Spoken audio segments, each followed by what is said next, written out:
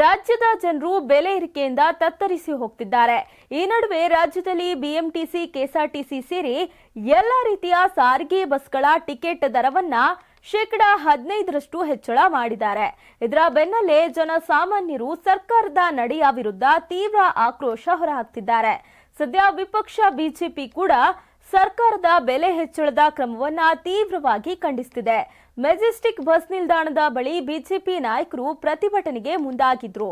ಈ ಸಂದರ್ಭದಲ್ಲಿ ಸರ್ಕಾರದ ಬೆಲೆ ಏರಿಕೆ ವಿರುದ್ಧ ವಿರೋಧ ಪಕ್ಷದ ನಾಯಕರು ಕಿಡಿಕಾರಿದ್ದಾರೆ. ಇದೇ ವೇಳೆ ವಿರೋಧ ಪಕ್ಷದ ನಾಯಕರಾದ ಆರ್ ಅಶೋಕ್ ಅವರು ಪೊಲೀಸ್ ಅಧಿಕಾರಿಗಳ ಮೇಲೆ ಗರಂ ಆಗಿರುವ ಘಟನೆ ನಡೆದಿದೆ. ಮಾತ್ರವಲ್ಲ, ಏಕವಚನದಲ್ಲಿ ಕೆಟ್ಟ ಪದಗಳ ಮೂಲಕ ನಿಂದಿಸುವ ಮೂಲಕ ವಿವಾದ ಹುಟ್ಟುಹಾಕಿದ್ದಾರೆ. ಪ್ರತಿಭಟನೆ ಸಂದರ್ಭದಲ್ಲಿ ತಡೆಯೋಕೆ ಬಂದ ಪೊಲೀಸ್ ಅಧಿಕಾರಿಯನ್ನ ತರಾಟೆಗೆ ತೆಗೆದುಕೊಂಡ ಆರ್ ಅಶೋಕ್, ನನ್ನನ್ನ ತಳ್ಳುವುದು ಮಾಡಿದ್ರೆ ಹುಷಾರ್, ಬರ್ಕೊಡು, ಹೊಡಿತೀಯಾ ಹೊಡಿ, ನಾಟಕ ಆಡ್ತಾ ಇದ್ಯಾ, ನಿನ್ನನ್ನ ಚಪ್ಪಲೀಲಿ ಹೊಡಿತೀನಿ, ಅದನ್ನೇ ಬೊಗಳು ಅನ್ನೋ ಮೂಲಕ ಪೊಲೀಸ್ ಅಧಿಕಾರಿಯನ್ನ ಆರ್ ಅಶೋಕ್ ತಳ್ಳಿದ್ದಾರೆ.